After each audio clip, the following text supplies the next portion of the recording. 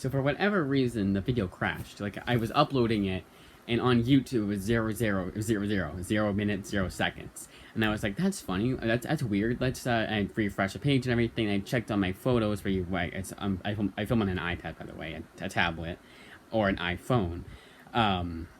So I went to the photos and I was like, okay, my photo camera roll, whatever the hell you want to call it, and I saw that it was crashed. Nothing was there. I deleted it. I don't know. I swear it probably is because I'm running out of storage on this thing. This thing is kind of a hunk of junk. It's one of those things where it's like, well, obviously you start by saying, well, obviously you're running out of storage if you have 5,000 Kindle books downloaded on your device. And you'd be right in saying that, but how is it that I can film a 20-minute video, film that, upload to YouTube, then delete that video on my iPad? And by the way, I want to reiterate yet again for the billionth time, if a video gets deleted on YouTube and I don't have, like, say if this one gets deleted and I don't delete this one till tomorrow, and then I realize, oh shit, I got deleted like 2 hours later. Let's say that happens. Let's say I upload a Mario movie clip, or a clip from, I don't want to say Mario movie, from any better movie, so any other movie, and then that gets deleted because it's copyright, and I realize, oh, and then I can, it's not a good example. Basically, I delete all my uploads on my iPad. On the iPad, it's gone, and if it goes away on YouTube, it's gone forever. It's basically what I was trying to say. And the whole point of that is, hopefully I know when YouTube will tell you. They'll say, hey, this video's gone. I'm like, all right. And then I'll re-upload that video. But without further ado, let's get into it. You saw it right off the bat because I was trying to take a picture, but I went to video, and it's like, screw it, let's just do a video again. And this is Monstress Volume 8, Inferno, written by Marjorie Liu, with artwork done by Stan Takeda. Finally got this book. Now, originally, I was supposed to get it, and it never said when I was going to get it. It was like, order now and we'll tell you when it's going to come in. It was ordering off Amazon, by the way. And then they said, because it came out Tuesday, so I could have gotten it Tuesday or Wednesday. Thursday was Thanksgiving, so obviously not then. But they said Saturday. And I was like, alright, that's a long ways to wait. It's a week later, but whatever. And then Friday rolls around, and it's like Friday night at like midnight. I'm like, there's no way in hell this book is coming out. It said shipping now, and I was like, alright. Because I try my baggage like a hawk. I'm just checking every 5 seconds to 5 minutes. So it said shipping now, and it usually means like we're getting prepared for shipment, and it'll be shipped pretty soon, so you should be able to get it by that date. Then Saturday morning rolls around, and they say, now arriving tomorrow, Sunday, by 10 p.m. And I'm like, alright, that's fine. Then Saturday rolls around, and what pisses me off so much is at 5:30 a.m. I did mention this last video. 5:30 a.m. it says, the facility right by yours, I'm paraphrasing because I'm not going to say where it was, but they say the facility right before yours, it still arrived at that facility. Which pissed me off because it was like, it's 5:30, and I not wake up at 5:30, I woke up at like 10, and I'm like, you could have left right at 6 o'clock, gone to the one that you deliver from to my house. Why didn't you do that? Because it's happened before. It's just kind of like 5:30 and then 7:30 to mine, and then it gets delivered at 10 or later. It was really annoying, and then it said, eventually it said, yeah, you're not getting until tomorrow. Delayed. I was like, alright. Get it Monday. I got it today. Now, I'm not overly pissed off about it, and a lot of that is because, and this is how you know I'm a huge-ass completist. I am the definition of a completist.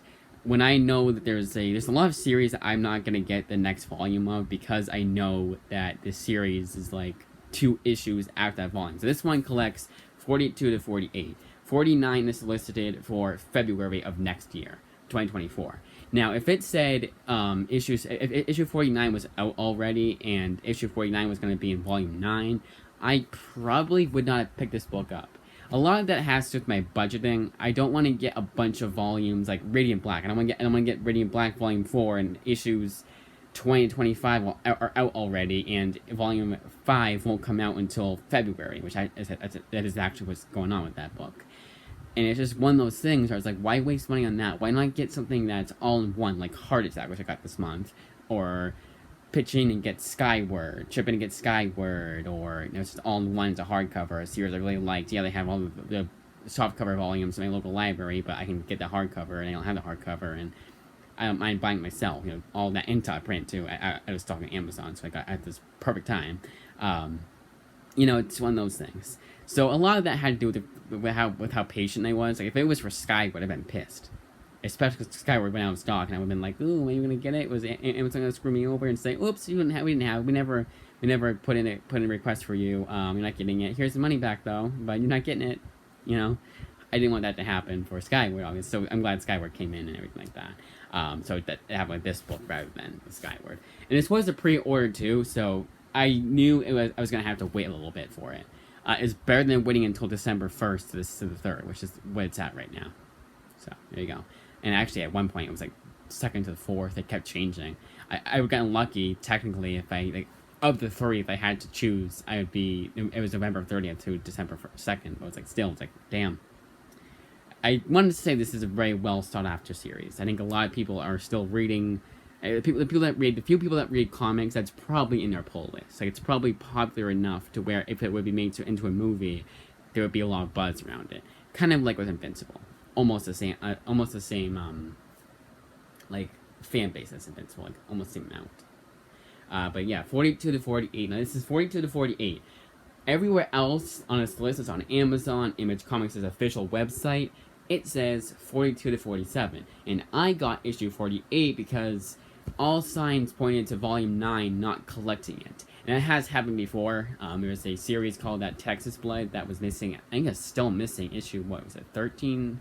And then issue 20 or something like that. I know issue 20 is missing. And there's no issue 21 coming out. Like, issue 20 is the last issue of Texas Blood that's come out recently. They have a spin-off series, sure, but as far as Texas Blood is concerned, all we have is issue 20. 1 through 20. And it's not collected in volume 3. It's just orphaned issue, basically. So I thought that'd be the same for Monstress, so I purchased 48 myself. Thankfully, it was only $2. No skin off my back. The cheapest you can get a Kindle book for. Sometimes it's 99 cents, but most of the time it's $2. At least a modern issue of a comic, because they go down in price.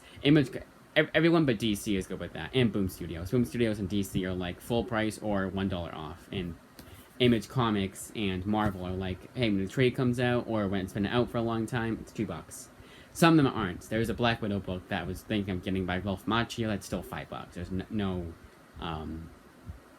trade has come out collecting it. That's what Marvel does. Once, let's say it was Black Widow by Ralph Macchio Ultimate Collection, or Marvel Universe by Ralph Macchio Epic Collection, or Ultimate Collection rather, then you would get that issue for $2.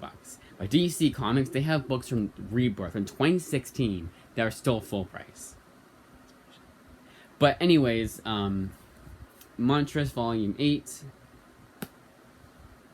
This is one of those series that... So I have read some of the series. I read the first 2 volumes, at least the first 2 volumes. I can't remember how much I've read of the 3rd volume, because when I first read it, it was like 3 years ago at least. Probably even more. Hell, it could have been 4 years ago. And I was a different comic reader back then than I am now. I've since come to really enjoy Monstress, obviously. As I said, as my favorite comics of all, one of my favorite Image Comics. As an Image Comics, my favorite comics publisher, so it goes there's a lot to say about that. Definitely my top 10 favorite comics of all time. But anyways, but when I read Volume 3, it was just too much for me, and I kind of dropped the series. I don't know if I finished it or not. But I know for a fact I've read the first 2 volumes and have thoroughly enjoyed them, and I am hooked. But again, I'm waiting until we at least have a long hiatus. But even then, it's going to be a long hiatus, so it's going to be like, well, there's still double-edged sword. For me, it's more just the fact that, like, so issue 49 is being solicited for February, so I know there's more Monstress coming out. Volume 9 is, I'm a trade waiter now. Volume 9 is not going to come out until at least next November. Probably, maybe September if I'm lucky. But next year, next fall, at least. And because I know that, it's kind of one of those things I might as well wait. I'm fine with waiting. Maybe I'll read like the first 2 volumes again, or something like that, or the first volume again. I don't know. It's just one of those things where I don't want to get like hooked on a series and then not be able to get the next 2 issues, and then once I do, I forgot a lot of what happened in the previous volumes. Yeah, it's nice to go back and read them again. Maybe I wouldn't mind doing that every year. I read Monstress 1 through however much we get to, but to keep having to repetition, I feel like go insane. So that's why I'm a trade waiter. But that, as I say, is that I know I prattled on a lot, but that's my channel. I prattle along. I prattle on a lot. Now, stay tuned for December 1st, where I will be going over all the books, all 4 books I got this month. I already went over 2 of them. I'm just going to go over all of them, just in case it can't be around on December 1st. It's Heart Attack by Sean Kittleston, Monstress, Skyward hardcover by Joe Henderson, Monstress by Marjorie Lee, as I said before, and Blood Tree by Peter J. Tomasi. 4 books for November. And ironic that I got both a Marjorie Leo book and a Peter J. Tomasi book last November and this November. Just like how with October, I got a Jim Zub book last October and a Jim Zub book last month, October. It's kind of funny. December, I probably won't be doing that. I might last minute switch out one because there's one I couldn't get at the same price as another book, and I could do the same thing with December. Oh, last time I got a book by this author, and so I did the same thing with this year, but no promises. There's just a lot of what I want for my birthday, for Christmas. That is okay. I went over 11 minutes longer than when I went over 3 books. I am sorry for wasting much time, but no. I like doing this kind of video. I would rather have someone be like mine with my kind of channel. Like, I'm thinking of like what I would like to see on a comic channel rather than be here's Monstress Volume 8 collecting these issues. Bye. That's tough. The people that do that, I understand, but that's why short form content is better than long form content at times. But you know, I like doing that. And I had a lot to say about like how I read comics and everything like that. But was that better save for a live stream to go over that? Probably, but I didn't do live streams very often or at all. So there you go. That's it.